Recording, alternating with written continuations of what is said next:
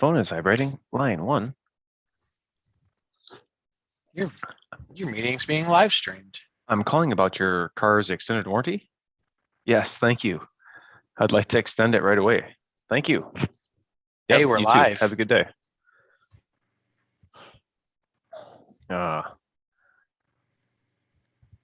They button hooked me. Oh, the normal. Let's pop it out. Chat out. Oh, minimize. Let's fix that window. What is going on, everybody? Welcome back to the live stream. So far, it is just Cody and I, but we may be having some more friends join. Okay, I think I got it. Whoa, no, I don't got it.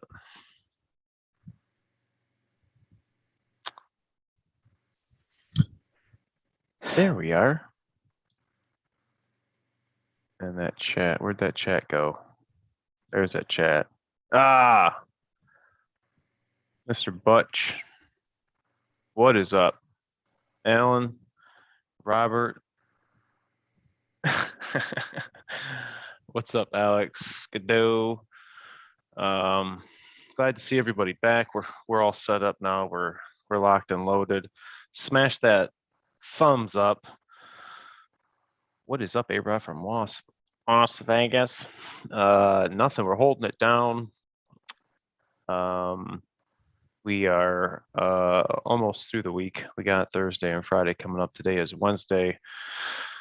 I forgot the date. September 8th.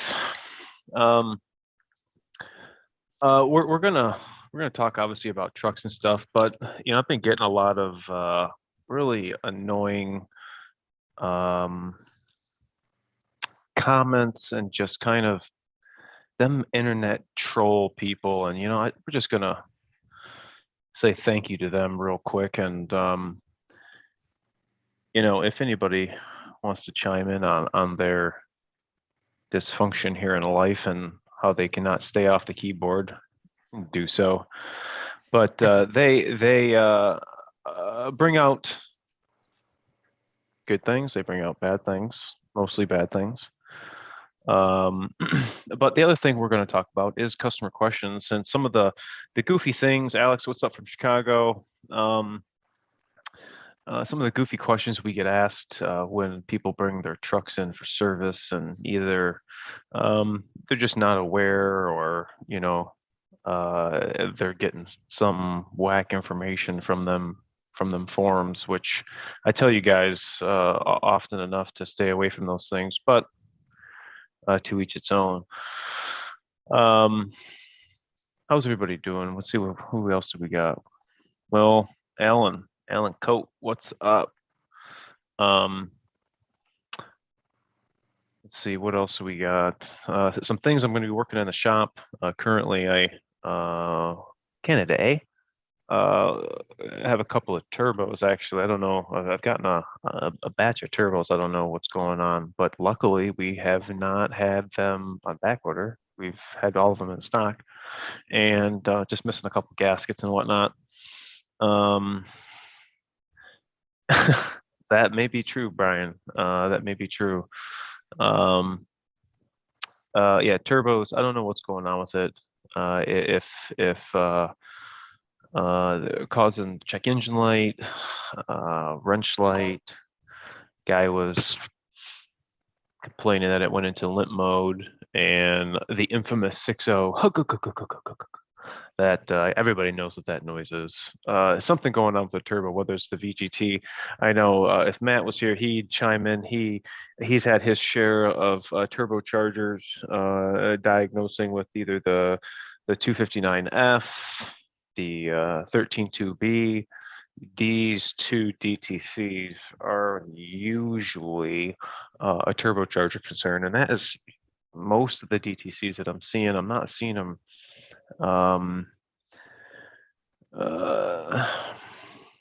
oil soaked for the sake of argument. It's always been soon. Well, it's going into limp mode because of the DTC that sets, so it automatically puts into a reduced power mode. So as soon as you clear that DTC, I've even today I was able to do a quick key cycle, flip it to neutral, big 650 750, flip it to neutral, shut it off, start right back up, put down drive, and I was able to hear the turbo spool up, and I was able to make it back down the road. But as soon as I went to go pull up into the driveway, that no go go go go go go go go go when it throttled down. One of the other things that can, and I have had cause that, is that map sensor, and it's something that's really easy to check. You guys should go out at your leisure, get you a 7 mil quarter drive job, and maybe a little pocket screwdriver, pop that connector off, pull that sensor out, and look down in the sensor port, and you're going to probably see a whole bunch of carbon. Get that little pick or pocket screwdriver, clean that all out. You can think it on the table, clean some more out, or if you have compressed air, that's obviously preferred. But make sure that sensor's cleared out. The PCM, that's a big input to the PCM as to what pressure's in the intake manifold, so that it can start controlling boost. It's going to use that for EGR. It's going to use that fueling, engine load. I mean, that's a really important sensor. So if that is clogged up and is not getting the most accurate reading, well then we can have some turbo malfunction, I guess, if you want to call it. I do have one that out of the turbos I have to replace is it sounds like a vacuum cleaner, and I should probably do a little clip of that, because some guys either have heard it or have experienced it themselves, or don't know what we're talking about. But when you start it up, it literally sounds like a vacuum cleaner. It's not good, but when they fail, either the bearings or the vanes are making contact with the housing, and you get that metal to metal noise. Let's see here. Who do we got? Trolls, exactly. Yep, exactly. Kevin, what up from Austin, Massachusetts? Bill Beckett, I haven't heard from you in a minute. What's going on, buddy? I hope all is well. Every time I look at that glow plug rubber thingy, I think of you in my third drawer down there in the cart. Hope you're well. Thanks for the awesome videos teaching local tech. It was awesome. No, thank you. My turbo went out on my 2450 about a month ago. That's funny, because the video I have that I did for my first 2020 video was a 450 long stake truck, and it was my first 20 turbo to do, and I was able to take that apart and see the rotating assembly that had, not rotating assembly, but the part that had the vanes in it that actually moved via the VGT. So it was kind of cool to see that. I wonder, Brian 6180, did you have any type of check engine light, or was it lack of power? Chime back in. What was wrong with your truck? Alex Bradley, Cody, that's another big one. The EBP sensor, that's got to be top. That's got to be top three. Right MAP, EBP. Yeah, those are the big three. A horse named out. They see me trolling. Oh, I dribbled. Are these turbo problems on the current platform? I've had them across all of them. The 11 through 16s, they have theirs, and Luma Duties, they have theirs. Right now, we're actually going to be inviting Ford Bossman here. We're going to welcome him into the live stream. He's coming up right meow. Eric Church, ARod, what up? PMAC, good to see you guys on again. Thanks for all the epic vids. I spent some cash. Hey y'all, greetings from Vermont. What's up, gents? Money at Limitless, waiting for the tremor. Maryland, what is up? 22 platinum, 450. Damn, boy.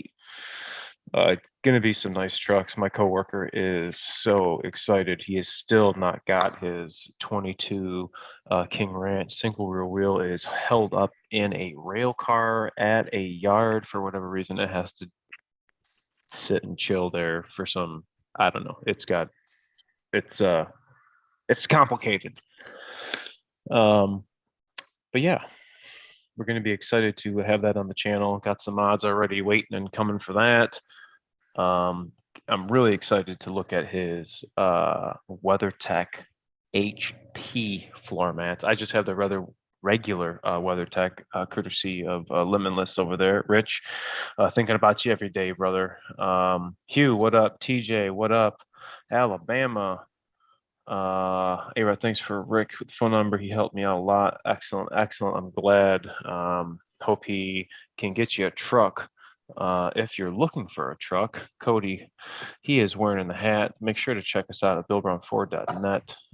That you can get your new vehicle, or if you need to get a service appointment, that too, fleet department, hit me up. My email is going to be tagged in the channel and description. So, Evening Michigan Brothers, has the lower fuel filter upgrade video dropped yet? Not yet. That is going to be in production this weekend, I believe. He said he was going to come to the shop, so I'm hoping that is going to be fulfilled. What else do we have? Ford Garage. Do we Ford talk about Garage. that? Do we talk Ford about that? Ford Boss Man, you got your ears on? Can you hear us?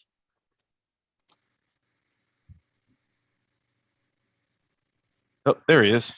Hey, what's up, guys? What's up, buddy? Can you hear me all right? I'm on yeah. the Wi-Fi. Oh, you're good. Looks Okay. clear. Just closing up shop. I had to come out here and check out that sludged up Nissan 3500 I was telling you guys about. Yeah, so they didn't put any oil in it. They didn't finish bolting the oil pan down. They didn't do any of that stuff. They just sent it out the door the way it was. So I had to come out to the shop and finish bolting up what Nissan didn't do. And yeah, dumped it full of Marvel Mystery Oil, and I'm going to top it off with the rest of like some kind of 50 weight, enough to just get it running and get it in the shop tomorrow. But motor's toast. Ooh. Yeah, it's. How many miles off that girl? How do you flip this around when you're in this mode? How do you can I flip it around? Look at the bottom of it, and it should have the camera, a camera, like tap your screen. You see like a camera. Oh yeah. Yeah, Yep, top or bottom or something. Let's see here. Go there. There you go. Yeah. Oh snap!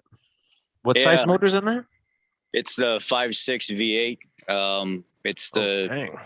It's got Nissan filter and everything on it, so he wasn't lying. It's been serviced by Nissan, but I don't know what ended up happening. They said the motor's sludged up, the oil pan, the cylinder heads, everything's just sludge everywhere. And I had to come out here and figure out where I was at. At least they put the top end together. I had to get up underneath it, snug all the oil pan bolts and stuff back down, get everything situated. And yeah, so we don't just do Ford stuff. We do other stuff as well. Yeah, it's pretty rough. So I'm gonna. Can you hear me? I can hear you now. Can you hear me? Okay, I think I accidentally muted myself. I was saying, this isn't a case of maybe the customer was filling up his washer solvent and accidentally put it in his oil fill, was it? I have no idea. Sludged up? You know how it is when we get the vehicles, we're told one story, but we don't actually know what exactly happened. I mean, he's a good buddy of mine, military vet. I'm a military vet. He is, and I don't think he would ever tell me any stories because we disclose everything to each other. But he said, dude, I don't know what to do. I just feel like I've been done wrong and I don't have anybody else to take it to. And you're the guy I know outside of Nissan that I would trust with my stuff. So here you go. Have at it. What do they have? Does everything come out the front on those, or does it come out the bottom? Yeah, it looks like the whole front end. You can take the lights out, the grill, the radiator support, front bumper. It looks like it's an easy job. It looks like you can just pull the motor right out of it. Really?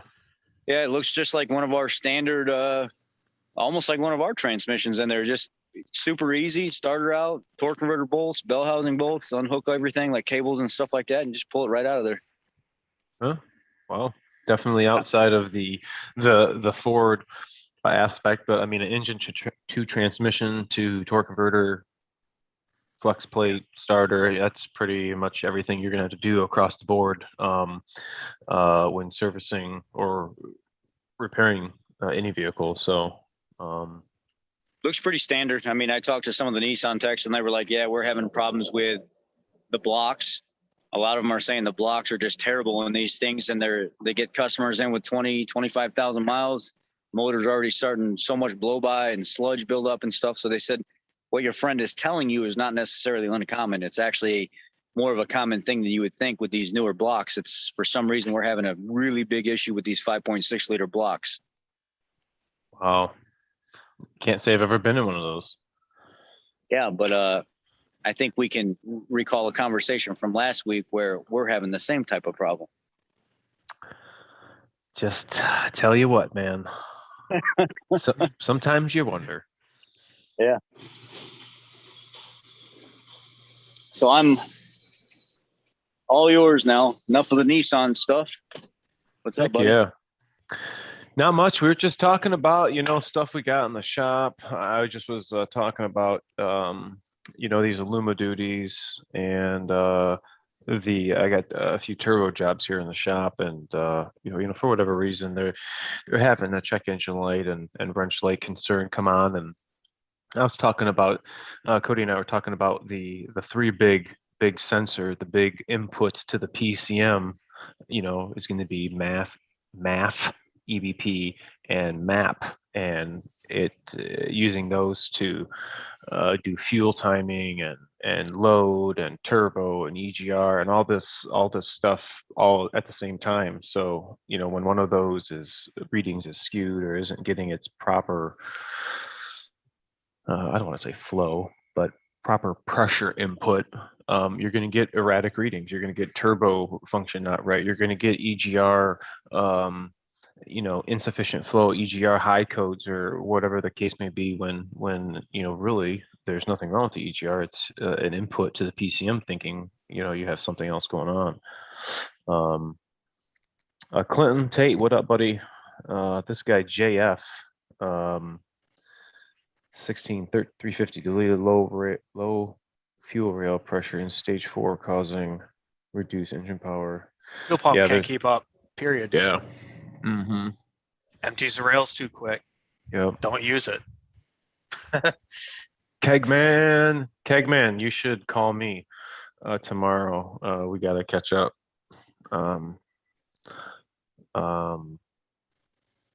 Much love, everybody. Everybody who has gotten anything from Limitless Auto Works. Rich, definitely doing a great job over there. I want you guys to shout out, give him some love. Thinking about him every day. He has just been a victim of that hurricane flood over there in Pennsylvania, New Jersey, and has suffered greatly with his shop. Unfortunately, a lot of it was lost, about 8 or 10 feet of water. So you can imagine with the shop tools and equipment, not good. So we're definitely thinking about him, and he's going to get any orders that you guys have already placed. He's going to get those fulfilled. So just hang tight and be patient. He's going through some stuff. So Rich, if you're listening, buddy, we're thinking about you all the time. So wish I was able there to help you power wash that nasty poo water. Ugh. Yeah. LTIS, we talked about that last week. Some other things I had written down besides the stuff at work. The last video, the rear diff fluid, great feedback on the rear diffs. Everybody was really responsive. Hugh, great feedback. Horn wiring, pretty slick, I might add, huh? I have to give it to him. That was pretty slick. I would need to pick one of those up too. Yeah, the rear end axle fluid video. Rich Ford Boss Me is something he's done. I've done, Cody's done, everybody has to change their diff fluid. And whether you don't like to do it or scared or intimidated or blah, blah, blah, blah, blah, it's not that hard to do. You can do it at home. You don't need a hoist. You need the proper fluids. We all know the trucks came with owner's manual. That stuff can be updated all the time with and your information would be old that you'd have. So I'm trying to give you guys the most current information regarding the 11 through 16, what axle you would have had if you would have had the Sterling, or if you would have had the Dana, vice versa, if you had the Illuma Duty, and what axle you'd have, the high capacity tow package, and what that actually meant, what fluid you have. And I invite you guys to stay tuned for Friday. Friday is going to be the front. So the front, I'm going to show you guys how to do that. It's not going to be as long because we covered a lot of information in the rear regarding the axles, and I wanted you guys to actually see the difference. It wasn't the first time that I've actually had a 10.5 and a Dana in both 250s. One had no high capacity tow, one did, different tow hitch. So it was like, I got to do this right now. And you can see the difference, and so you guys can compare and contrast. But the front, I think you guys are going to like that one. You're playing with some linkages now. You're not going to have a straight on shot with some bolts. This one actually has a fill plug and on the cover. And when you take the cover down, you guys are actually going to be like, whoa, this cover's actually got some weight. You'd think it was kind of like, I don't know, thin, ting, ting, ting, ting, ting cover. But no, the cover is actually really heavy. So I'm excited for you guys to watch that. Make sure to stay tuned. Going to be a banger, I hope. Hugh, it is plug and play. Brian, I can't say I don't really get 7.3 gas motors in, but for oil changes. We just had a brand new 21 first oil change in today, gas motor, service a bunch of them. A lot of tremors. A lot of tremors. Do you see a lot of tremors coming to your store? Yeah, we had a couple tremors come in, and then we did have a problem with the first production. I don't know if it's first production. I could say the first couple trucks that we got in. One did come back within a week, and the customer was saying, how come at 30, 40 mile an hour when I'm going to get into the throttle, I feel this shudder from under my seat, and it'll shudder a little bit, and then it'll go away once I pass 40, 45.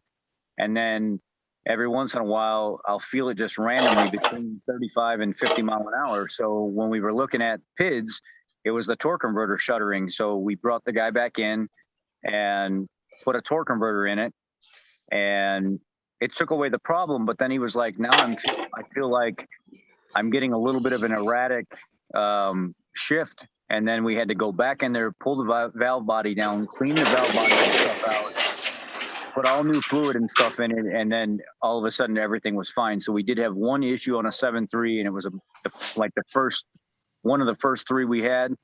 But then since then, there's been not a single problem. No customer complaints with performance, trans shifting, no nothing. They come in for oil changes. That's it. Just general maintenance. That's literally for it. us. Rotates, everything. I've only seen a few issues. Mainly it's like either a coil problem. They had spark plug wire problems and some valve spring problems. But I think that's just teething with it being a new motor and everything. I will say, that the first couple of ones that we had, or that I had, I wound up actually putting a whole set of plug wires on. So I don't know if there was like a bad batch of plug wires, like Rich was saying in the very beginning or something. But I had since seen, not seen that guy. But he was also towing the fifth wheel stuff. So I mean, the ignition system's going to have a little more higher demand, a little more kV. So if there's any insulation that's breaking or shielding, that's gonna short to ground. So I think it was all just kind of teething issues in the beginning, honestly. What up? What up? You're making a What lot up? of noise there, Sean. What up, Sleepy D? Can you hear me? Oh, look at that pedicure. Trying to figure out how to turn this around. He's slipping. You guys talking about the 7.3? Yes, Yeah, sir. a guy was just saying, he said, I watch every video on the net about these new diesels and about everyone say they are not dependable. A friend of mine just shelled out $14,349 to get his 2019 repaired. 22 F350 7.3 gasser for me, he says.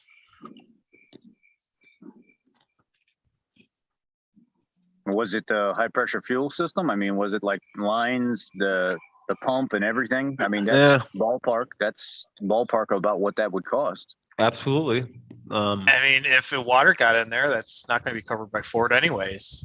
So, I mean, we need some context there. Yeah, there he needs to didn't. be more. It was vague. It was vague. I remember my first one that I did, it was back in 2017 or 2016.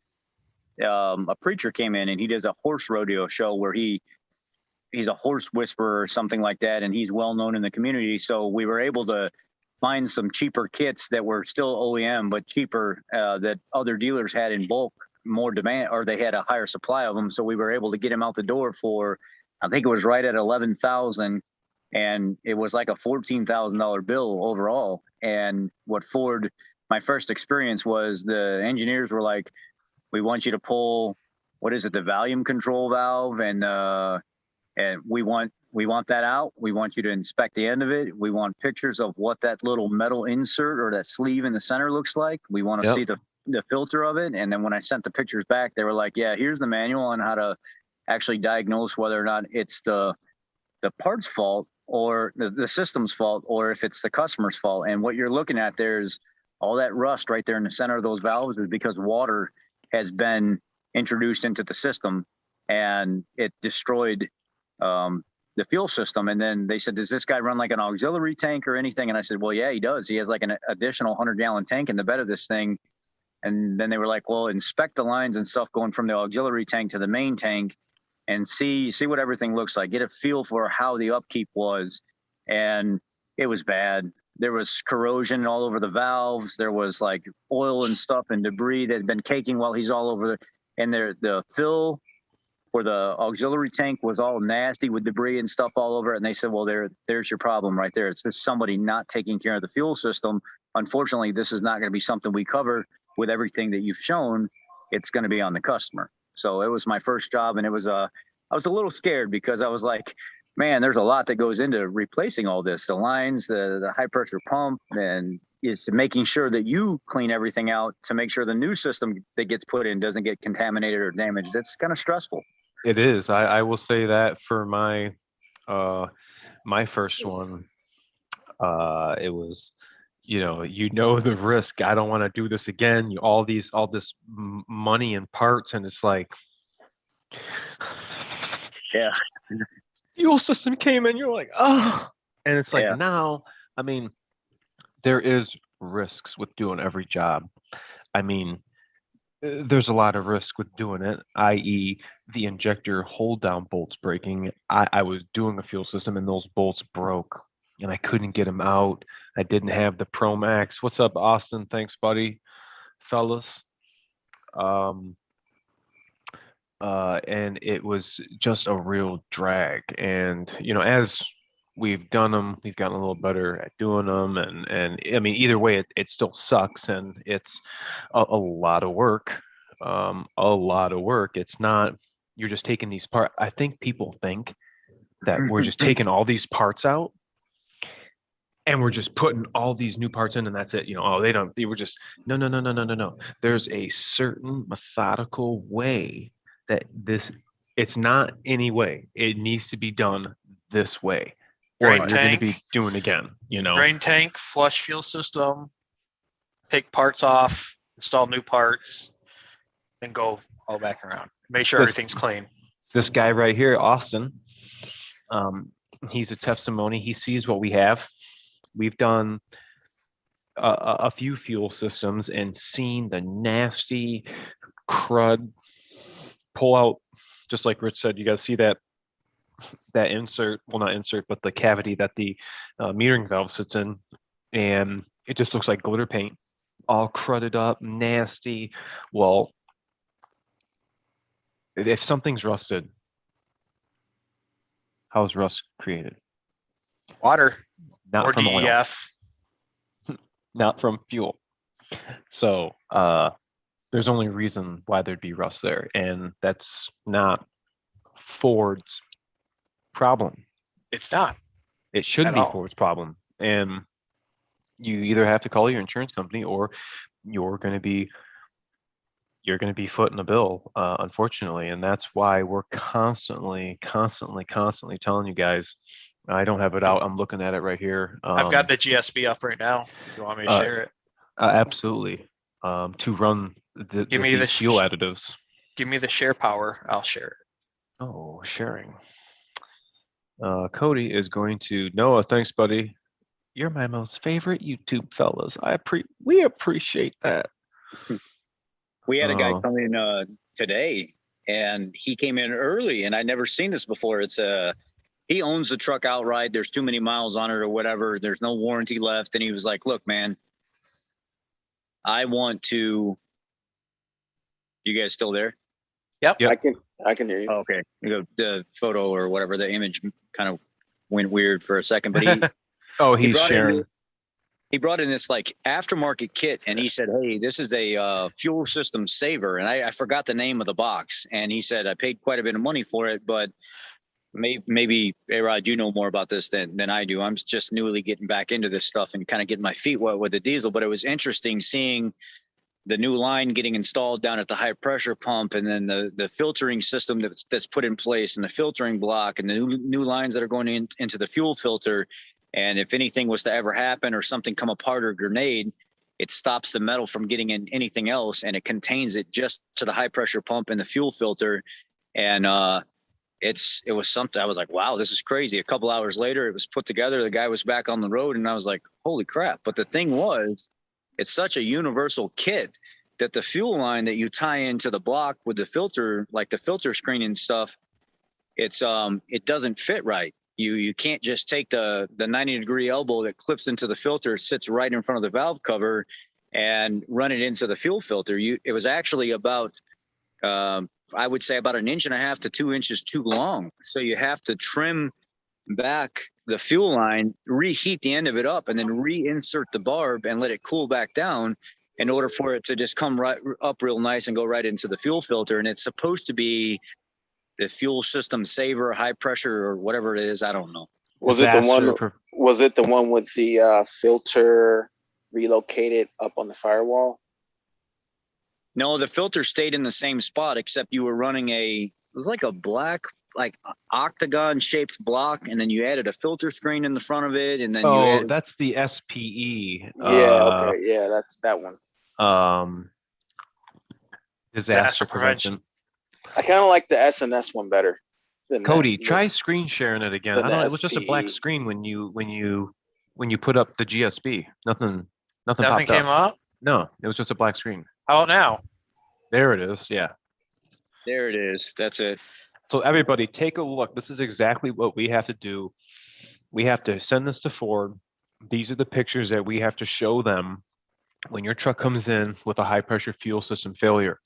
This top picture right here by Cody's mouse is the metering valve in the high pressure pump. This is what we're removing when we're putting on the disaster prevention kit. Well, SNS's disaster prevention kit. And the left side rail is another big access point that we have. And like Rich was saying in the very beginning, we have to pull this out of the rail and look at the tip of it. You guys can see the tip of it right here. And you can see that black arrow pointing to all this rust. Why would there be rust on that in the fuel system? Right. It's a dead giveaway. Rich and I both know, Cody, DS, we all know that rust should not be in the fuel system. There's no way around to explain this. Like if I were to come into you and you were waiting and this is what I was going to show you in the lobby, like, sir, this came out of your truck. You can feel it is still warm. There's rust on this, and this is why your truck died while it was driving. This is a big problem. Well, Rich brought up the situation where there was an auxiliary fuel tank, which is a big red flag. But what about a situation where you just fill up somewhere? It's not necessarily your fault, but somehow you got contaminated fuel. You know, it's not Ford's fault. Where is it? This is what they should look like. So there should be no rust on it at all. This is a clean failure. That's just a pump failing, period. I mean, even just little specks of rust is considered a failure in Ford's eyes. So there's multiple things they look at here. They look at the center part, like you pointed out already, and then they look at around, this. They look around the outside of it to see how much debris and stuff has accumulated. Is that metal rusting? How much? Like they can see whether or not it's a clean failure or, like you said, a dirty failure that's not on their part. And it's a clear indication to them on whether or not they're footing the bill or you're footing the bill. And that's clean cut and dry how it's determined. It's either this or it's this. There's here, oh, sorry, finish. No, there's no in between. Well, that's why if you have a disaster prevention kit, it's not going to hurt your warranty because they're not even looking at that. Right. They're just looking at the parts. They're not going to necessarily know. And here is basically, they're not going to warranty it for one little speck of metal on it. That's what this is showing pretty much. So when it comes to water, even the disaster prevention kit is not going to save you from, if you get in rust, if you get some kind of water contamination where rust occurs. Go back up, Cody. You're Go still back up in to trouble. that VCV, that nice VCV. Right there. Okay, figure 5, everybody. I've had a bunch of guys, not a bunch, but I got a good handful of guys contact me after we did the install for the SNS on that 21 F350, and the question, am I going to see debris on my metering valve? No, you shouldn't. You drove your truck the night before, or you drove it to wherever you're putting this kit on, so it shouldn't have debris on it. Your VCV should look like figure number 5. If it doesn't, you need a fuel system. There you have a big, I'm surprised it's running. Putting this disaster prevention kit on ain't going to prevent nothing at this point. So you need to come to a conclusion on the fork in the road. If you're going left, if you're going right, or if you're not even going down the middle. So this is real good GSV for everybody to look at. It's funny that Ford puts 2 filters before this. Why wouldn't they just put one of those filters after? Those are different micron rating. I mean, well, yeah. Why don't you put that secondary one? I mean, do you need that good of micron rating just for that pump? I think the worst failure for any type of filter or whatever is when people put DEF. Go up to that picture. When they put DEF in their fuel, that it just makes our job. I don't know, Rich, if you've ever gotten that, but cleaning the lines and the tank, oh my gosh, it's a disaster. It really is a pain in the butt just to clean. Yeah, I can take your injectors out, no big deal, but I mean, so how are you going to get in every nook and cranny in that whole tank? There's so many flushing and turning and up and down and seesaw and flushing and this, and I mean, I had that happen. I was able to save it before it got bad, but it was a farmer down in Arkansas when I was working at the co-op down there. And he did that. He put the DEF in his diesel tank. And I said, whoa, wait a second. Good thing you called me right now. Do not fire that truck up under any circumstance. He was still at the pump when he realized what was going on. And he called the dealer and he's like, hey, can you come down here now? Can you just come down here and figure out what you're going to, I had to drop that tank there. I had to get the fuel and stuff out of it, take the tank back to the shop, put a new pump and stuff in it because I don't know what contaminated the fuel pump in general. and I had to clean all that stuff out back there. And it's lucky he didn't do that, because we've had situations where just people make mistakes and just accidentally, not pay attention to what they're doing, and just damage the whole. You're talking everything's getting replaced if you can't get all that stuff out of there. I mean, and now you're way over $11,000 with. It becomes a nightmare. Better have a good insurance company. You got to be extra careful, because like a lot of these trucks is like if you touch the door handle, or They'll it starts light up the pump. Yeah, it starts priming. So you gotta, dang it, it's almost like unhook the battery as soon as Right. if you notice that, you just Absolutely. unhook the battery. Right. I've had, out of all of my contaminations, I've had only one where Crap. they have put diesel in the DEF. I don't know what this guy was doing, but everything in that DEF tank. Boom. Take the pump out. Boom. O-ring. Everything was so swollen. It was just all the rubber components were completely wasted. Did it look like orange juice? It was a nasty mess. It was a slur. You could the inside of the tank was, white. Like an orangey, crusty white color. No, it looked like a lava lamp. That's what it looked like. A lava lamp with no light. And you could slosh the tank around it. It was, nasty. Yeah, I've had it happen, and again, I don't understand how they do that. The tank's got to come down, the pump's got to get replaced, the line, the injector, now everything gone. Now, it's cheaper when you put diesel in the DEF. Sure. You don't want to put DEF in the diesel. So if you're going to screw something up, at least put the green in the blue. Don't put the blue in the green. Or don't do it. Pay somebody to fill your truck up with your money. I had a construction guy put 50 gallons of DEF in the diesel tank. Ooh. That was my last fuel system before I left Bartow. Oof. It's probably it's probably a laborer or something. Yeah. I was like, how in the hell did you do that? So Matt had a good one. I remember him telling this story. I don't know if you guys caught this or not. Everybody hit that, smash that thumb up button. We need to get them numbers up. He was talking about somebody, one of his clients, for whatever reason, brought this truck in and was complaining of a DEF problem. And what he wound up finding was the DEF tank was completely contaminated. And I'm going to tell you the beginning, and then you'll definitely understand the end. Well, in this shop, the DEF was in a 55-gallon drum. Next to it, or was it next to it, or somebody confused the two tanks of hand sanitizer, didn't fill the DEF tank up with DEF. They filled the DEF tank up with hand sanitizer. So the whole DEF system was completely trashed. I don't know how. I mean, I'm assuming he had to clean it out and replace everything that he couldn't clean. But you just wonder what these people are doing when they're filling up their trucks. I know, we're on the phone, or you got, something, doing. Every time I pull up to the fuel station, I double, triple. Okay, I hit diesel.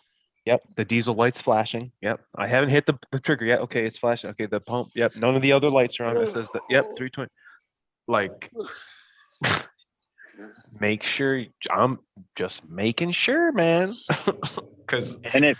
When you're looking at that GSB too, if you one of the things that I look at when I'm working on the fuel system, and again, I'm refreshing as I'm going through, because I'm just, again, getting my feet back wet with this again, is that filter that's down there by the tank. A lot of people, they think, I'll just change my filter, throw a new filter and something. You can actually look at that filter screen and you can kind of see some of what's been going on. it can be a good indication of, you know, the type of fuel and stuff that you've been putting in there. Do you have a bunch of debris and stuff in there? People look past that all the time. And I'm like, hey, the lube techs, when you drop that filter, I want to see it. And I'll go over there and I'll look at that screen. I can see if stuff's been building up on it. I can get a good indication on the type of, you know, has it been a clean fuel that they've been putting in there? And a lot of people take that for granted. You can actually get your first good indication or clue of kind of how things have been running if you just pay attention to your own vehicle. These machines are $80, $100, $110, $115,000, depending on how you have them set up and what rig's on it. I mean, these are things that I would be paying attention to while I'm servicing my vehicle. And a lot of people are oblivious to that. They don't even know that you can look at some of that stuff to kind of get a feel for what's been going on, what's been going in your tank. That is a good indication.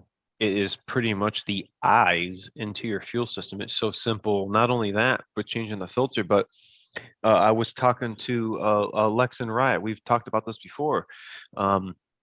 Getting a clear glass. I like the glass because sometimes plastic fogs up when you hit it with a cleaner or a chemical. I like the glass. Get you a mason jar and go take you a sample of your fuel. If you just filled up, go take you. How long is it going to take? 5 minutes? 2 minutes? Just go let it drain. Oh my gosh. Why is this all cloudy? Man, that doesn't look like diesel fuel. I think we have a problem. Just do it. It's not that big of a deal. I have the luxury of being able to do it at work and just using, you know, my container at work and making a mess, you know, on the floor there. But it's something that's really important. You know, people may not want to wait till their fuel filter interval. Like, well, why wouldn't you want to check your fuel system health between filter changes? Did you say fuel filter indicator light? Huh? Did you say something about an indicator light for the fuel filter? Mm-mm. Oh, I'm sorry. They did on 11 through 16. Some of them had a counter in the instrument cluster, which I think they should have on there. Which said it was right below coolant and fuel filter, and you could actually reset those in the instrument cluster. Do they still have the coolant one? No, they don't. No? I haven't seen the coolant one on the Illuma duties. Check cooling additive. I haven't seen that. It's only, to my knowledge, has been on the 11 through 16s. I don't know, Rich, have you seen him on Illuma duties at all? I can't confirm that. Seeing the check coolant additive. I can't either. I think we had a 15 or a 16 in today that it had the check coolant additive or check coolant light, but I haven't seen it on any of the more recent ones. Just have this dropped off.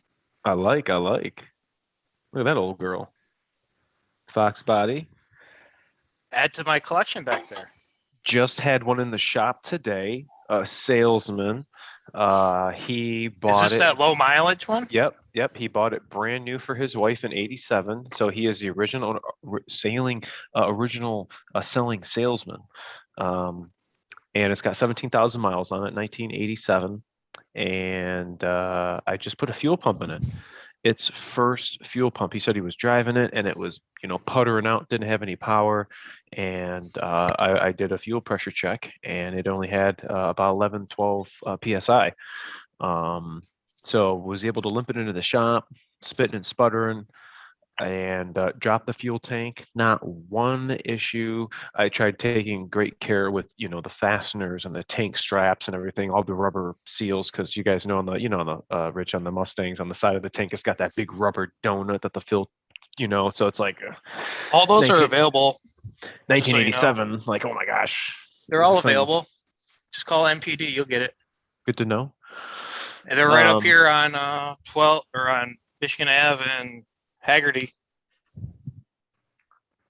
You know, on the topic of fuel pumps too, is that could be another good conversation in the future as well, is because a lot of people, that first fuel contamination deal that I had, it really was messing with the pump as well, and it was starting to go out. And the guy was like, man, I'd have to pull over on the side of the road and I'd have to shut the key off and I'd have to wait 20 or 30 minutes and then I could key back on and get it running enough to get it down the road some. And I kind of spit and sputtered going down the road, and with all the contamination and stuff in the system, he said, wouldn't you just figure a fuel pump would just go out? And No, that's not necessarily how it works. That's some old wives' tale that's been built up over I don't know how long. If it gets hot and starts acting up, or there's contamination in there and starts acting up, and it makes it strain and struggle and work harder, a lot of times it'll just stop until it cools off, and then you can key on and get some fuel pressure built up, or fuel moving to get fuel pressure built up. And a lot of people think that old mindset about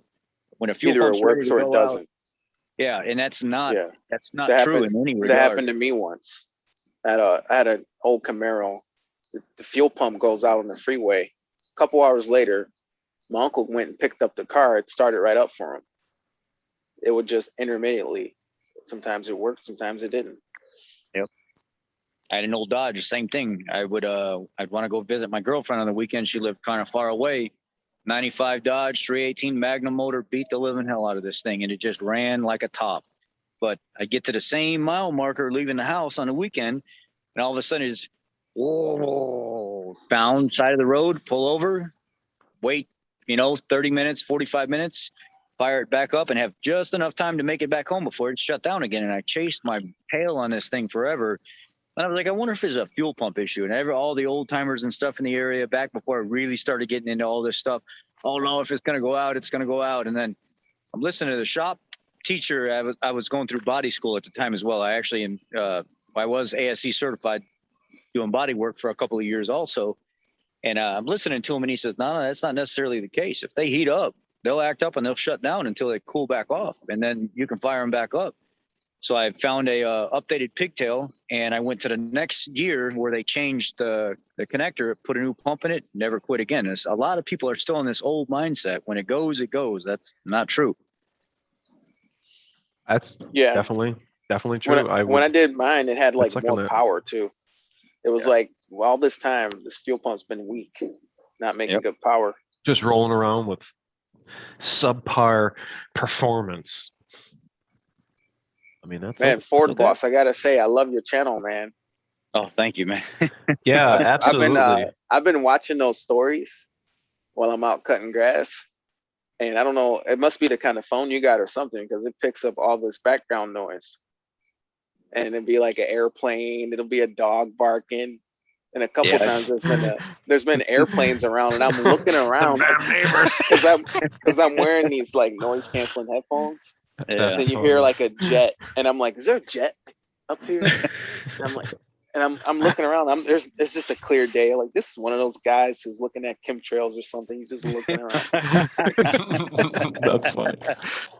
No, when the channel started to blow up, I had a viral video that took off, and it was like 100,000. I told ARod the story. Then it was 200,000. It was 300,000, 400,000, and I was like, "Whoa, man!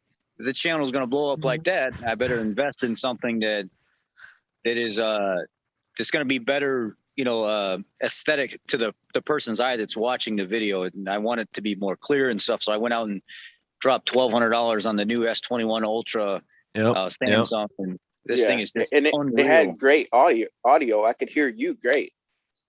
It just combination of that with these headphones, it was like I was there with you. Yeah. I found that when I compared the phone to like a new DSLR or whatever they call it, I think is it DSLR, the cameras or something new. Big ones.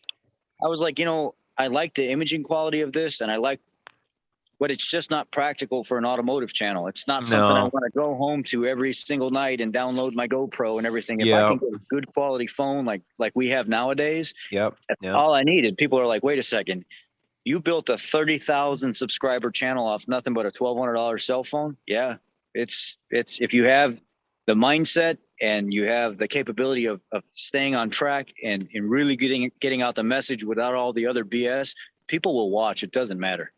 Yeah, absolutely. This is exactly how my channel started, was on my phone. It was recorded, it was edited, it was uploaded, and then it just got the videos got too much for my phone, and my phone was shutting down. So I had to, invest into a computer. But just like how I started my channel right here. Right.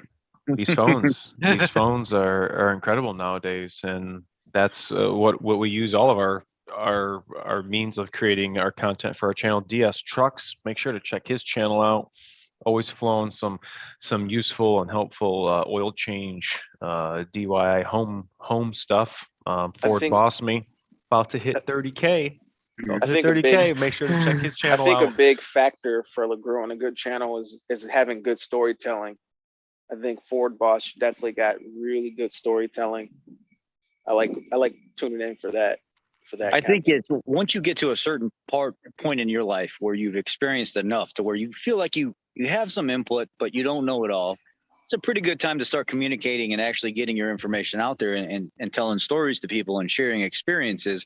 But every once in a while, you get those people that show up that feel subpar or they feel inferior. And that's not how you're trying to make them feel. You're trying to share something with them that could possibly help build up a community, make them a better person, maybe share an experience that may change something in their life, but they almost feel like they're being attacked sometimes. And because of how brash I am sometimes or how I come across, that's the biggest problem on my channel right now is people don't know how to either take me or join me and say, you know what, this guy's legit. He's real. I'm not trying to hide anything. I'm not hiding anything from Ford or my employer. I'm just real. And I don't care if I hurt people's feelings through an honest message. I'm not trying to do that. If that happens, I'm sorry. That's Just the way you took it. It's not how you were presenting. It's like, I'm sorry that you took it like that. Sorry. Like, what do you want me to do? You know, that Don't was be butthurt. That was the discussion we had earlier today. You know, now I have multiple videos out there that are 400, 500, 600,000 that are trending right now. And people feel like when I'm telling these customer state stories or I'm telling this story or that story that I'm attacking them. I'm not attacking you. I'm trying to share something with you to maybe help you in the future to say, this is not a good idea. There's a better way to do this. There's a more proper way to do this. Take this story, this customer state story that I did. I stated no name. I didn't attack the customer. I didn't do anything. Customer states this, and this is what happened. Take that and use it as educational information. Let me help you. Right. Learn from somebody else's mistakes so that you don't make the same mistake. Right. The guy could be it could have been customer Joe Blow anywhere. Yeah. I mean, it could have even been me. I had a situation where I told a story once on my channel and it started to blow up a little bit. Nothing like Ford Boss, but I don't know, it got like 60,000 views within like 2 weeks or something, which was a lot for me. And it was a story of me talking about how the dealership told me not to put full synthetic oil in my truck, my F-150, because the engine wasn't proven. It had only like 15,000 miles on it or something. And they said there was a young lady, she was younger. She probably was only 21, 22, I don't know, working in Quick Lube behind the counter. And she argued me down. You can't put full synthetic in this truck. It's going to ruin the engine. It's not proven yet, all this stuff. And I thought it was kind of weird. So I just told the story.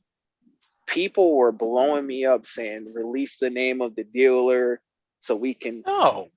I'm like, I don't know. I didn't want to release the name of the dealer because I just don't need. I wouldn't need all that drama. You know? No. So I was, just because it was such a negative light, I was scared to do it, but people were trying to really press me to release it. And it was just, man. People need to understand that's not what we're about. We're not about taking each other down, taking down businesses and stuff. I'm not in this life to make somebody else's life hell. I'm not in this life to make some other dealer or some other establishment feel the wrath of what I've been done wrong one time. You know, if that was the case and every single person did that, we'd have no businesses operating in the world at all. Bad things happen, we adjust, we move on from them, and we learn. And that's how learning tools and development and stuff happens in general. Does it suck? It absolutely does. But there's a proper way and an improper way to deal with it. And when people want to go trash a company or trash a person or something like that, that's not how grown folks do grown folks business. It's absolutely not. There's a right way and a wrong way, and obviously we all have been. Well, the point is it's almost like you're just going through life and you're trying to see the right story. So like for you, Rich, you've got a good wavelength. Like you're plugged into the industry pretty much. You're there every day. So you can almost catch the right story because it's always right there. Sure. But then I don't know. I noticed when I when that situation happened, I'm glad I knew not to share that dealer beforehand because I had no idea if it was gonna blow up. But I'm just glad I didn't share it because man, that could have been because I go there all the time. Right. So I wouldn't want, I had that situation happen before too where someone put some salt. It was one of the local landscape yards. They put some salt in my truck and it spilled all over the truck. And I kind of realized that was like the thing, like, oh, they spilled salt on your truck. It's gonna rust, all this crazy stuff. So I put that in the front and I'm like, oh, look at the salt. And that was like the opening scene. And people were like, who was it? Who was it? I'm like, I'm not telling who it was. Just people want that. People want to see that. And then you just, I don't know, sometimes you show people what they want to see. So you can.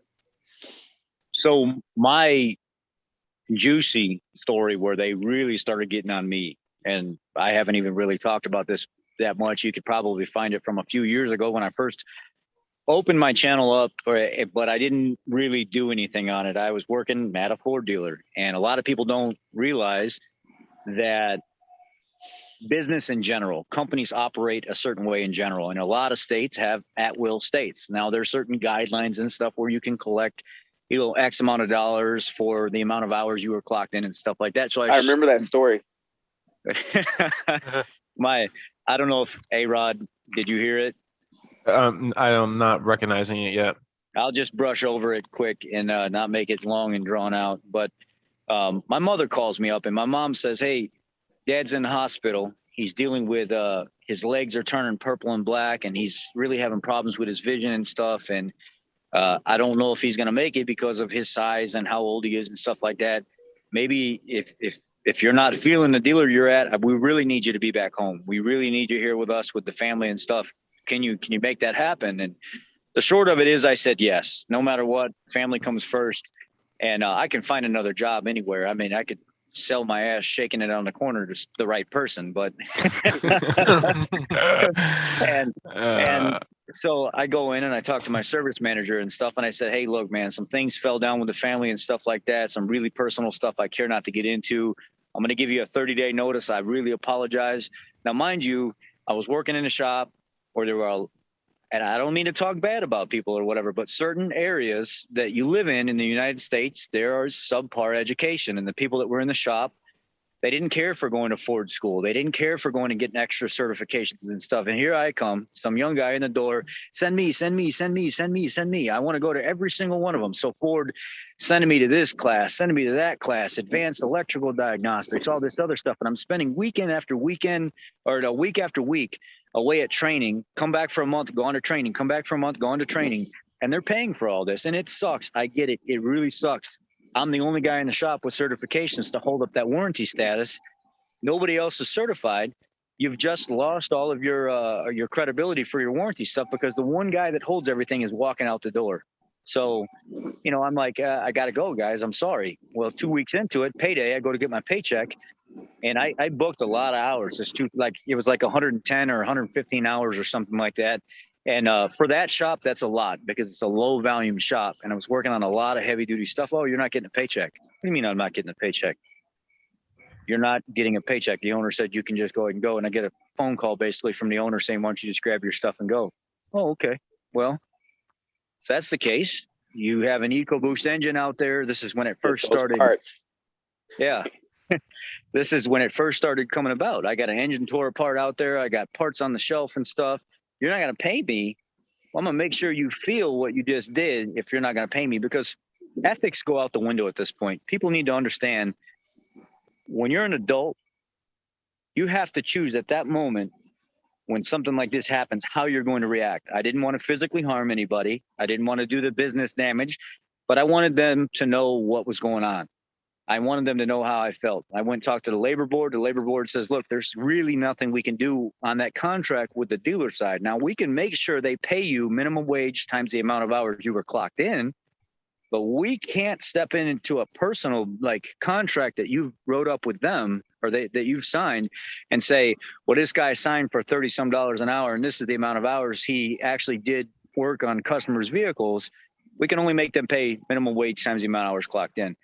And, that wasn't good enough for me. So I went back to the dealer. I grabbed all the parts that were on the shelf for that motor. I threw them in my truck. I grabbed nuts, bolts, everything, anything I could find It was going to cause them some kind of discomfort. And I thought this was honestly the more honest way of dealing with this. It wasn't right. But a week later, I get a call. Hey, where's all this stuff at? Or, where's my paycheck at? You're not going to pay me. Then I'm not going to give you your parts. Yeah, I was wrong for doing that. But you know what? Ethics get thrown out of the window. When you mess with a man's money and the way his ability to pay his bills and feed his family, there's no right or wrong at that point. In my eyes, I want you to feel what I'm feeling. And I impulse acted on that. And it was not right. But I did what I did. I owned up to it. And I told that story. When I told that story, just like you, people were pressuring me. What dealer was it? What dealer was it? Nah. I was already wrong for doing what I did. I already paid them back for what I did because they had to drop a $6,000 motor in this thing and then all the labor and stuff like that because nobody was able to rebuild that motor, being there was nobody that had any knowledge on it. So they got their payback plus, but I'm not going to go drop names because of somebody did something. I took care of it in my own way. I was a man about the situation. What I did was wrong, but they got what they got. And I got what I got, and we moved on, and bygones are bygones. Yeah. But that was a really informative story for me when I heard it. It was kind of like just showing when you have somebody working for you, there's certain things you got to take care of. You got to, you always got to issue that last check for whatever reason. You never know what could happen, It could be something way worse than that. You didn't hurt nobody, or you didn't, you just kind of. I would have put the motor together. I would have made sure they were taken care of. I would have got the customer their vehicle back. In the meantime, the customer wasn't inconvenienced because they were in a company vehicle anyway. So a lot of people were throwing that at me. Well, you just screwed the customer over. No, I didn't. They ended up getting a new motor to begin with. And they were in a car the whole time, not inconvenienced, because there was nothing in the car that they personally needed anyway, because all that was taken out of there because they knew how long it would be. So I dealt with a lot of grief because of that. And then people seen how I can imagine and sincere I was about that. So there was 70% of the crowd that was like, you know what? Dude did what he had to do. There was 30% of the crowd that was like, oh, you're such a bad person and stuff. I acted based on how I was feeling at the time. It wasn't right, but no matter what you do at the end of the day, this is why I think the video was titled "Why I Will Never Give a 2-Week Notice." Oh yeah, okay, yep. I remember now. And I will never give 2-week notices, not in the dealership realm, because it's like you leave then. Who cares? Well, that's what I talk to my boss now. I have a real good relationship with my service manager now. He's my boss first and foremost, and you need to establish that relationship between, are you my boss or are we friends? Because if you're going to be more my boss, then let's practice that role. Let's establish that role here, and we can still be friends. But I don't ever want you to be more of my friend than you are my boss, because then there's gray areas. Things start getting crossed. Advantages start getting taken of each other. My boss is my boss, but I would never do that to the guy that I've built this relationship with now. They literally took me from nothing and gave me everything that I have today.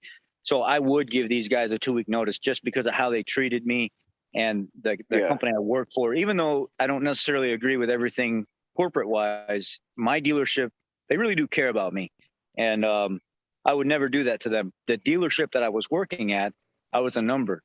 I was the owner would come in and talk down to everybody and call everybody trash and swear at each other and stuff like that. And that's how he was. He was the guy in town that had the most money. And he figured because he owned multiple houses and multiple dealerships that you're going to do what I say. Well, no, I'm not. And talk to your employees like that? It just trashed us, man, just all the time. Wow. And there was more to that whole story than what I told because I didn't feel like getting into all that. And then there would have been more, well, let us know the dealership. Nah. Well, I think a big part of that is you'd never really know how much power or whatever a dealership has, or how much time or energy or whatever. So you don't need that kind of headache. Yeah, I didn't want to go there. Then lawsuits, like you're saying, lawsuits. Right. Even if it's a meaningless lawsuit, they could still be an issue. It could cost me more grief and money than what that paycheck was worth. Right.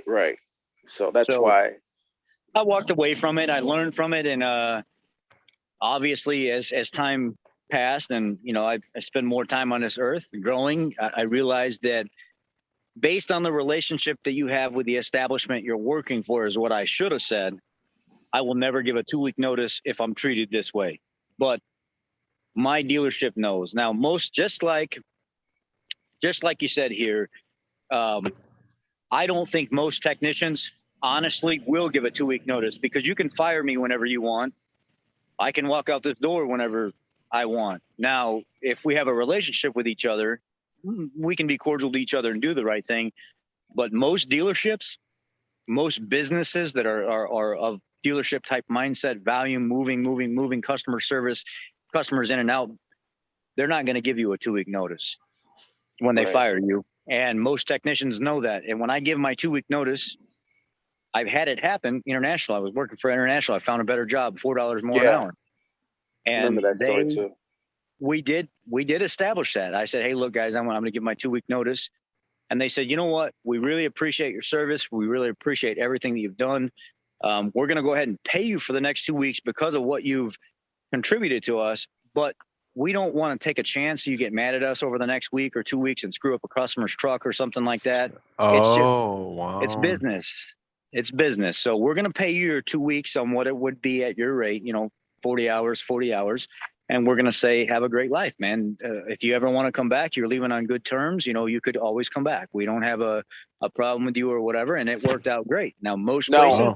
With that situation, didn't you say something about it being just a bigger shop and you were just more of a number versus a number? They owned 140 some locations. What? Well, Rush Enterprises, I can say the overall company name, Rush Enterprises, they own so many international dealers and heavy truck dealers and stuff across Ford the United States. Too. Yeah, Ford dealers too, that, you are, when a company is that large, you do typically, especially when you're at a super, we could put 80 trucks in the shop at one time. That's how large the shop was. That's insane. It was triple bays. And then you just walking from one end of the shop to the other. You can three trucks. And this is truck trailer and tractor trailer. And it just got to the point where I felt like a number. There's so many people that have to be sent to school. There's so many people that have to be looked after and taken care of. There's 3 shifts where it's operating 24/7. Let's cut to the chase. You are a number in this situation like that. That's just, it is what it is. Yeah. The company's too big to care about Rich, his own little employee here. What are your needs, sir? Do you want you want a pillow and some milk and cookies and stuff? No, you become a number at that point, and I don't blame them. It's a very large company, so I got a better offer and I moved on. Yeah, no hard feelings. Yeah, no. But what was said already. Most technicians, when they give a 2-week notice, they're getting fired on the spot. That's what it's going to, most of the time, that's what's going to happen. Yep. Wow. There's a lot of technician shortage, work shortage everywhere. Everybody knows. And nobody can find help. And just being in the technician community and finding, technicians who care, technicians who know what they're doing. That's going to be a tough one because it takes a long, being a mechanic it's just bad, man. It's a weird thing because you can't just roll over and decide to do it. Right. I don't think. It's at least a 5-year transition. Oh, it's almost definitely. Like you just naturally have to have an interest. You have to have the ability. I mean, yeah. Whether you were messing with cars and stuff and RC stuff, or worked on cars with your dad, or you had automotive, really got to be inclined. Really got to be inclined. It's a whole life thing. It's not. Well, I'm a car guy, and you have a Prius outside. Like that's not how. You don't fit that description, man. I'm sorry. Our lives are immersed in vehicles. I was telling my wife, I have never been so immersed in something in my whole life. I was big into video games and playing, Call of Duty and, pre having a child when I had all the time in the world. I wasn't involved in that as much as I am with vehicles now, and everybody's truck problems all over the internet and all this stuff going on. It's all I want to do is Super Duties, and how Ford Boss Me was talking about earlier. We put this material out for you guys because we sincerely want to help you guys. Like we're if you can do it yourself, I'm not worried about, oh, man, you're cutting your own throat because now nobody's gonna bring their trucks to you because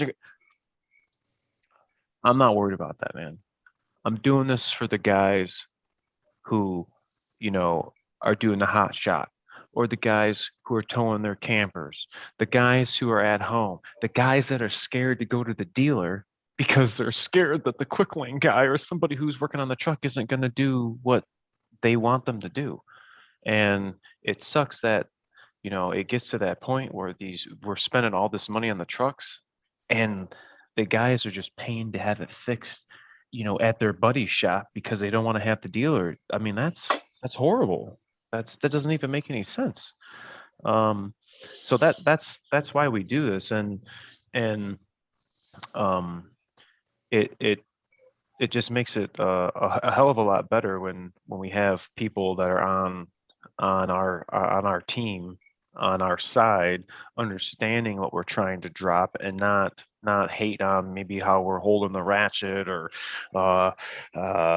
something that we have said, or something you took out of context. Like, that's not what.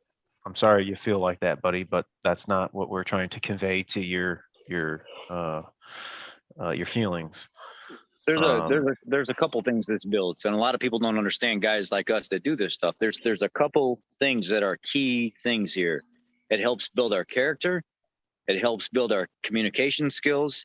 It helps us learn to work with people better and actually listen to what concerns are by what we do and the people that we message and communicate with.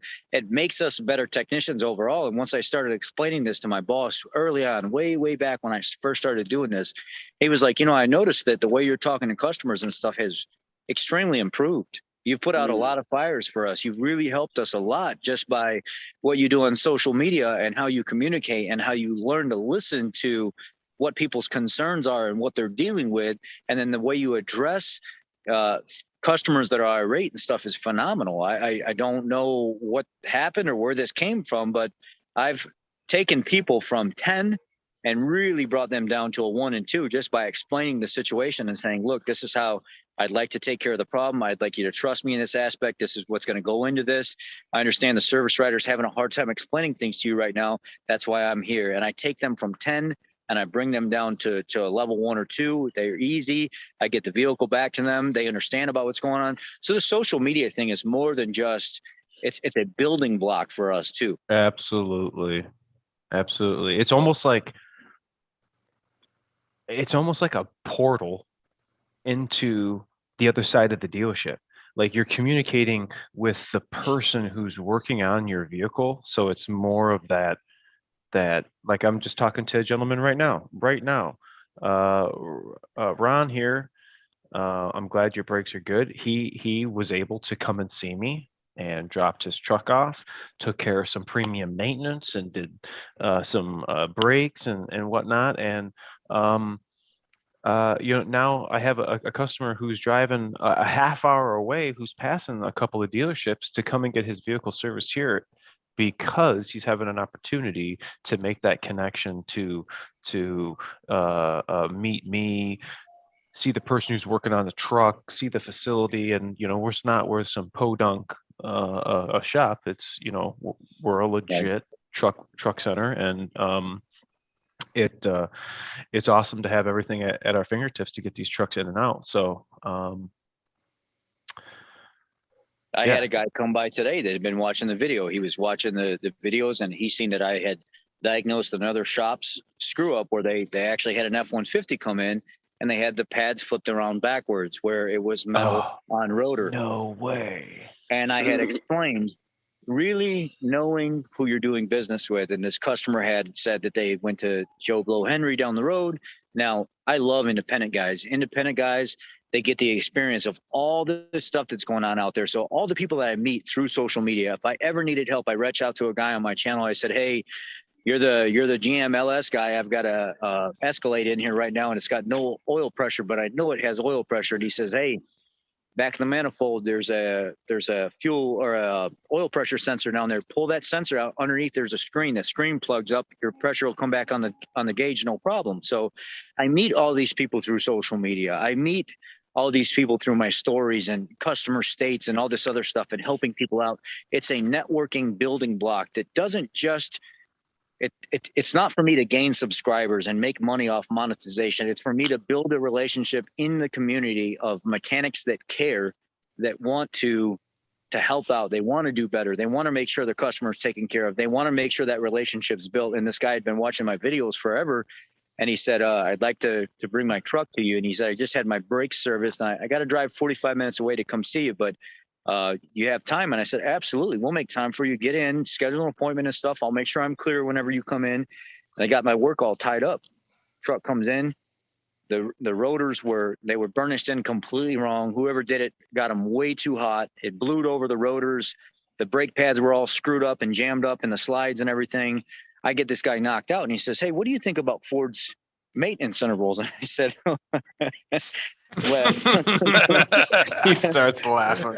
and I said, you want me to give you my maintenance interval? Because I'll give you mine, and then you can tell me what you want to do based on what I see. And he says, why? You just got the brakes done on my Raptor and stuff like that, and they're phenomenal, but I want to keep up on everything. It's a 14, the last year for the 6.2. And I said, if I bought an F-150, I'd buy a damn 14 with a 6.2 in it. It's freaking bulletproof or whatever. So, and they're minimal problems. I love those trucks. I've always loved those trucks, and still to this day. There's one right there. Yeah, I love them. I absolutely love them. And it's a Super Duty. Well, with the 6.2 though, right? Yep, with the 6.2.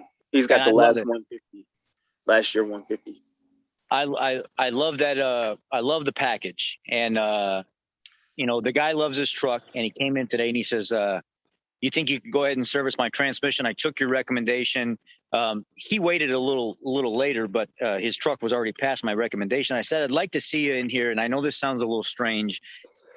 Transmission flush. If we're going to do just a 12-quart flush where I pull the pan, I fill it back up with fresh fluid, and then I run the what is it called, Fluidyne machine or whatever it is, and and I let the truck run as it's circulating the old stuff, and I'm putting new stuff in. So it really does take a lot of that old stuff out and put fresh fluid in as it's circulating, and that's how you can actually get by with a lot of the fluid flushes on the newer F-150s. Because I was talking to the trans guy today, and he said the same thing.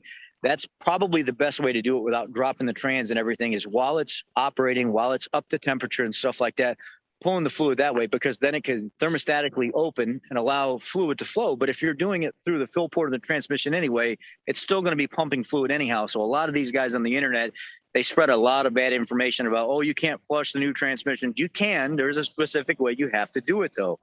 And this guy comes in and he says, dude, I love it. The truck's shifting great. It's running great. And I said, look, man, when manufacturers put out vehicles, they put out maintenance intervals that the truck can stand. Don't get me wrong. It can go 100,000 miles. It can go 150,000 miles. Do I want you to do that? No. Do I see failures when people try to go 100 or 150,000 miles? 1,000%.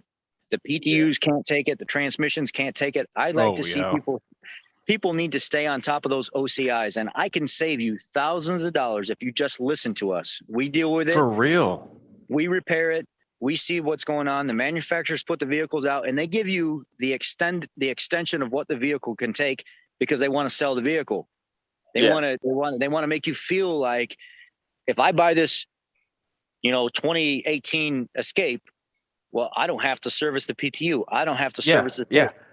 No. Well, that's kind of how I feel about the synthetics and stuff. Like when it comes to these small turbocharged engines, small EcoBoost engines, or even the bigger ones, even the 3.5 and the F-150s, I like to run the full synthetics, motor oil, whether it's the Motorcraft full synthetic, whether it's AMS oil full synthetic, whatever. And a lot of people freak out about that. They're like, no, you can't. You have to run blend only because that's what Ford recommends. And it's like, they recommend the minimum just so they can sell the vehicle. they don't have real sky high maintenance costs. You know, you're going to save an average cost savings. It's a turbocharged, direct injected small V6 or small 4-cylinder engine. I think, you know, maybe better to run the best oil you can. That's just my opinion. If you run a conventional oil in a direct injected turbocharged engine and the constant heat that's being generated all the time, you're at 3,000 OCI over and over and over again, right? So they're not going to recommend that you run that. Plus, a semi-synthetic oil is a better oil than a conventional oil, and a full synthetic oil is better than all of them. Now, we have diesel guys that come in all the time with their own specific synthetic oil, and they're like, look, I notice my engine runs cooler. I seem to get a little bit better fuel mileage and stuff out of it. My motor is a lot quieter. I like running this oil. Can you continue? Sure, there's nothing wrong with that. I don't know why people freak out about this stuff. I think some of it has to do with certain YouTube channels out there, and I don't necessarily disagree with them, where they rip apart motors that they claim they know synthetic has only been running that motor, and then when you pull it apart, it looks like the whole engine is completely varnished. Well, there was one in particular. It was D-Boss Garage, and he had his mechanic look at it. And they had a 5.0 that they got from a junkyard somewhere, and they took it to this guy who builds engines, and he takes it apart, and it's all full of sludge. And the mechanic goes, "Oh, that's from full synthetic. It's crystallizing and turning it into varnish from short trips." And I'm thinking, like, what? I'm looking all over the internet. I can't find any information of full synthetic oil varnishing and turning into like sludge just from a short trip. And somehow, go ahead. It's possible from short tripping a vehicle, no matter what oil you have in there. Exactly, yeah. These types of things can happen, but we know that our odds, based on technology, the science and stuff that is behind oils, how long they last now, the lubricity, how long the additives stabilize the viscosity of it once it gets up to operating temperature and stuff. There's so much that goes into this. I sat for hours and watched Valvoline scientists talk about this stuff.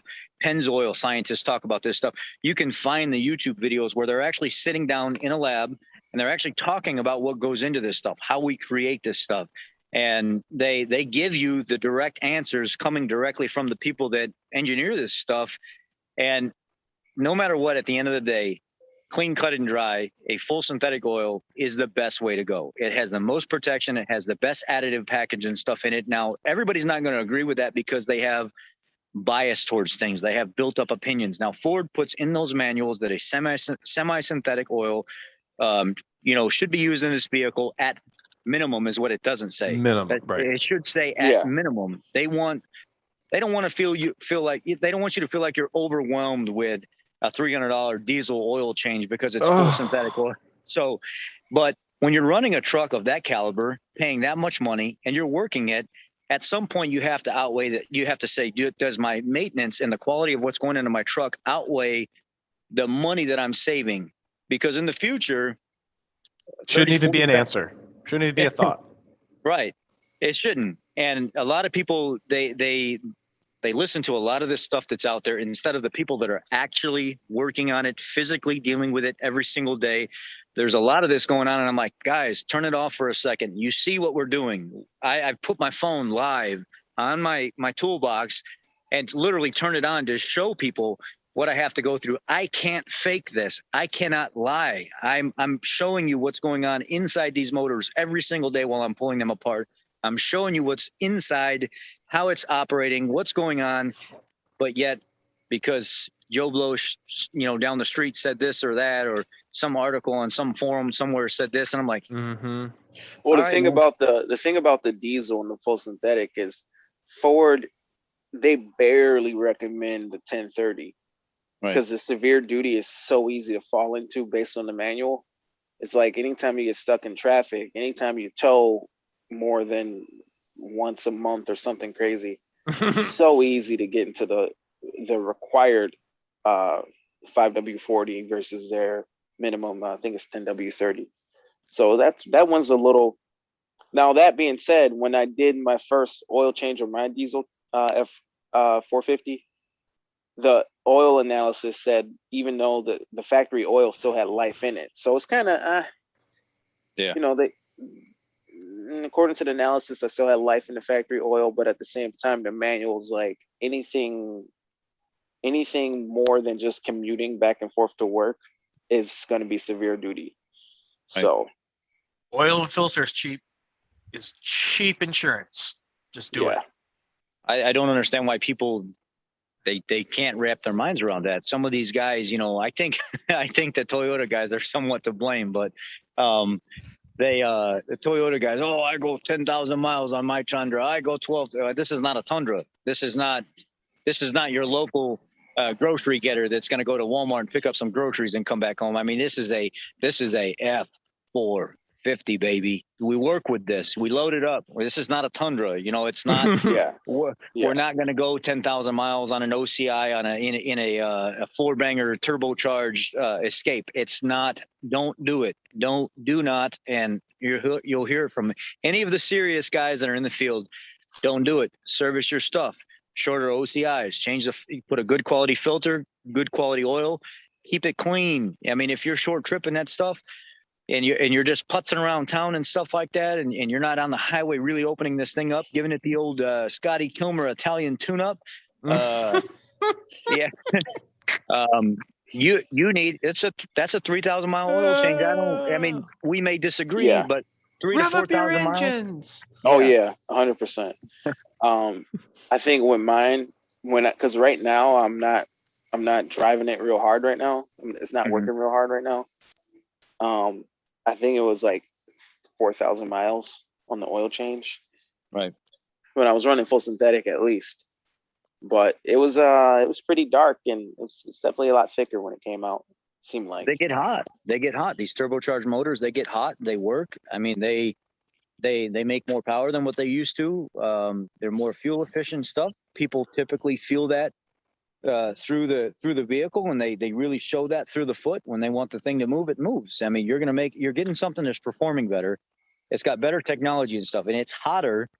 Don't skimp on these OCIs. The manufacturer is telling you that you can go 7,500 miles, 10,000 miles, because they want to sell the vehicle. That still doesn't change the severity of when you should change your oil. What's crazy is when I'm working that truck, I might change the oil in like 2,000 miles. Right. I'm working it. So you know what I can't stand is when I look up the premium maintenance. So like, you know, Ford Bossman, you know, when you buy the maintenance package, you'll look on the back of Oasis and it'll say, you know, 7.5K interval, or it'll say 10K interval. And, you know, you got to go look at the SMT app on PTS and look up, you know, the mileage and everything. And, you know, I have a hard time going by that, because I know the customer's prepaid for all this, but it's like I can't be doing my oil changes at their interval. Right. And you're only allowed to do it at the certain intervals because that's the way the maintenance plan is. It's like, don't buy the maintenance plan. Just come in here, and the exchange of money is there a way frivolous. I think in that situation, could you kind of look at how that customer is using that vehicle, and if they're using it like how I'm using it, maybe they got to put another oil change in there. Maybe they got to pay for one and then get a free one, and pay for one. I agree. I don't even think it's free because they pay for it, but pay for one, because I can't go 75. I only got 11,000 miles on my truck, and I've changed the oil. I don't even know, 3 times. I don't even know, maybe 4. So it's like at 7,500 mile intervals, I would be on still my second oil change. We got a comment, Ford Boss Me. Scotty Kilmer is Ford Boss Me's favorite mechanic. Yeah, I don't. I despise that. That's funny. I despise him because at first I didn't mind. First I realized it was entertainment. First I realized that it was that people really love they could laugh and stuff. But then there's so many of his followers that take him so serious. Like 7 o'clock today, Tesla is the worst, trashiest vehicle on the road. Then 10 o'clock tomorrow, oh my God, I went and drove in a Tesla. It's the best thing on the road. It hugs the road. It sticks. It's so responsive. And I'm like, Dude's doing this stuff for money. The he's clapped out. He's already Well, run out of ideas. you pointed something out in a He's video where clapped he was talking about a floor jack. Oh my God. Wasn't that you who pointed that out? Yeah, I mean, He it did was something with a floor jack. back in the day. He was doing an oil change video on probably his Celica that hasn't been driven in 11 years, and it has the same miles on it that he always claims he'll never break because he never drives it. It sits in the same spot over and over again. But it's he was doing an oil change video, and he's climbing under the front of this thing, and he jacks the car up, and he says something along the lines of, yeah, you don't need to put jack stands under it unless you're worried. You know, if the car falls, it'll just hit the tires. It won't crush you. And then, oh no. and then I spliced that into the video of a guy trying to steal a catalytic converter underneath the car, and it actually did come down and pin him. So somehow, did you link his video? Because I think after I saw yours, I might have saw his. I don't know if it popped up or if somehow. I think one of the someone might have linked it. Somebody in the comments section said that's not what he said. You took that out of context, and I'm like, no, Joe, that's what he said. So did you put the link in the comments? Somewhere it was linked, and I clicked it, and I was like, no kidding. Here he is. I want to say I saw him get under the car without a jack stand or something. He does it all the time. He does it on his videos today, even though he's tried to retract and backtrack on all that and say, you know, jack stands are important and stuff. No, dude, you said it. It's out there. The video is still up. People are still watching it. You literally said you don't have to put jack stands under vehicles. It won't crush you, yet people are out here dying trying to steal catalytic converters while cars are crushing them because they fall off the jacks or the hydraulics give out or they're using that's what you get for stealing some. So sure. Well, absolutely. You know, what turned me off about him is he did a lot of hating against Ford. He did a lot of bad, negative stuff against Ford. Like, and maybe he still does it, but I'm like that because I thought it was funny how he had like the laughing horse face. Like he tells a joke, there's a laughing horse. It's like you almost kind of smile a little bit when you see it. But you do. Dang, when he starts bashing Ford, and it's like, man, I don't like that. But he doesn't. What he does when he puts out his videos is he just puts out videos, and he doesn't really pay attention to whether or not the information's good. If he talks about a 6F35 or a 10R80 or 10R60 or 4R70W or something like that, he knows nothing about these transmissions. But yet he will get on screen. He will talk about them. He's had no formal training on them. For God's sake, the man was a gas station mechanic. And I'm not talking trash about gas station mechanics, but this was like back in 1918 when he was working on crank engines and stuff like that. And there were no oil filters back when he was a mechanic. It was just splash oil or whatever. So this is the same guy that's giving advice today. If you look in his glasses while he's doing his videos, he's reading off of the screen. He's got paperwork in front of him. He's not even just a free flow in this stuff and talking about it. It's literally reading off a screen and paperwork that's in front of him that he's probably, no, I can't say what I want to say, but anyway, it's pre-written script.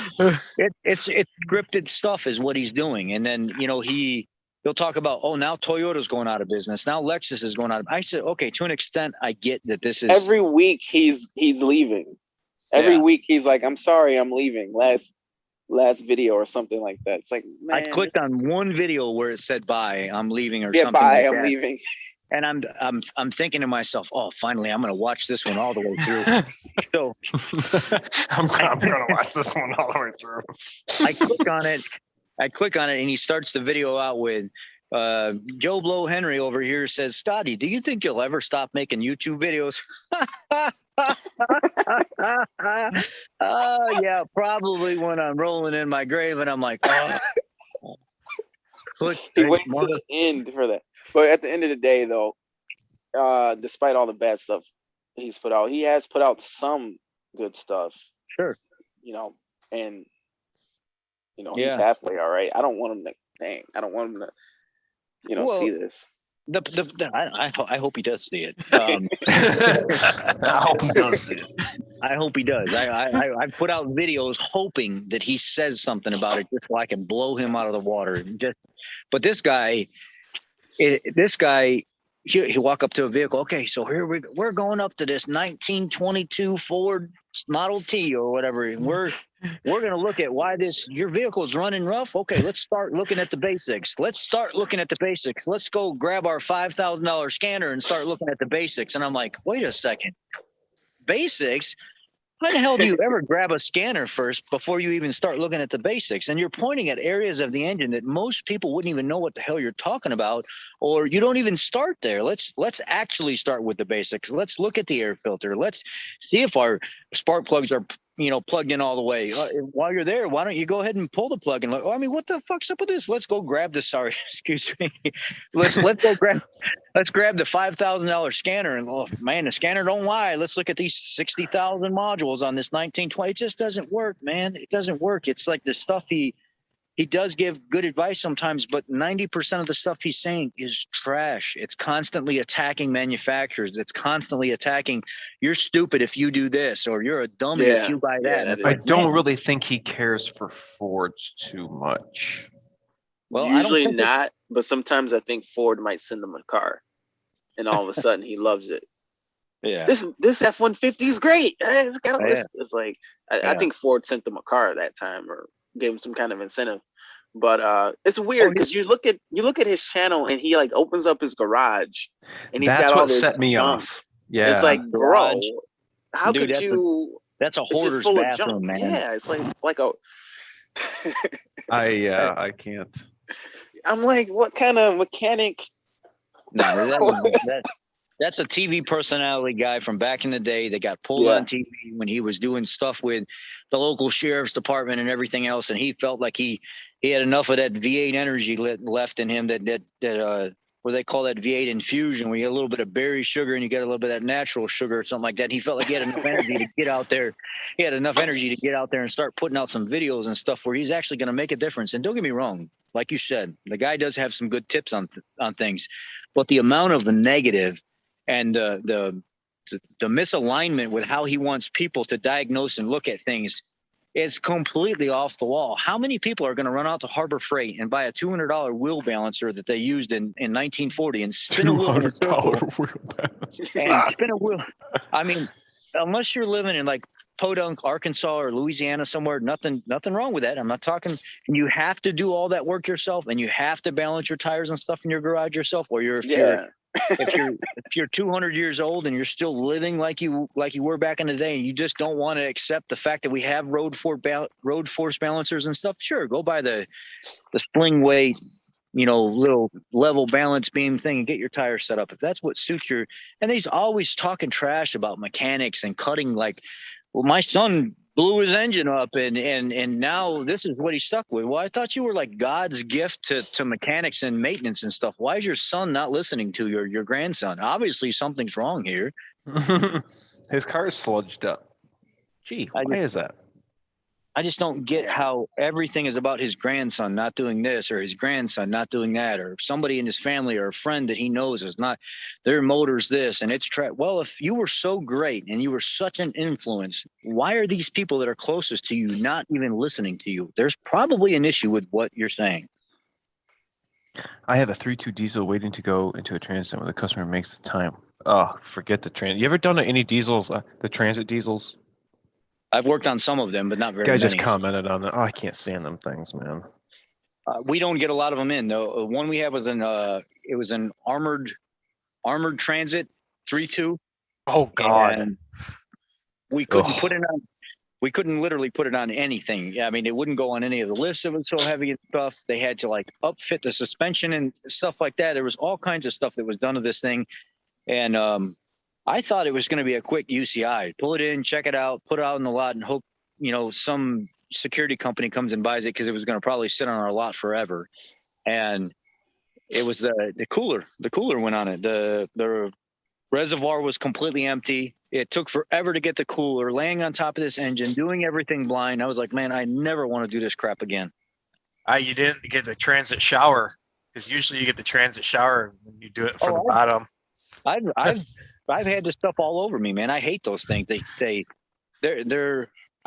them. Let the lube tech fix it. I don't want to fix it. He knows more than me. That's how I got my initiation at Roush, by the transit shower. Yuck. All right, guys, it's getting late for me. I gotta wrap it up. Wrapping it up. We're going to be wrapping it up here too. I want to let everybody know.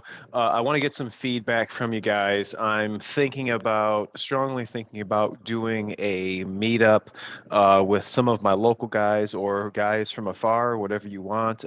There is a particular restaurant in Dearborn, Michigan called Ford's Garage. If you guys would be interested, check that out. It's in Dearborn, Michigan, called Ford's Garage. Everything in this restaurant is Ford. Like you see up here, all this stuff, everything is Ford, everything, even down to the top of your hamburger bun. If you guys want to meet up, I'd like to get something together. Email me, reach out to me, and maybe we can put something together. I could make that trip. Ford Boss Me, I can appreciate make you it. coming on. You guys check out his channel. He's almost at 30K. Make sure to go check him out. Get him over that. I might be over. He might be. He might be. I might be. When I got on here, it was at 29,999, baby. Oh yeah. He's at 30K right now. DS, make sure to check his channel out. CP's Garage, check his channel out. We got some bike stuff coming up for him. But I appreciate all you guys checking us out. Make sure to like, comment, sub, share, and hit that And join. like. Smash that like. We'll see you guys. Don't forget to join, guys. And join us. We'll see you.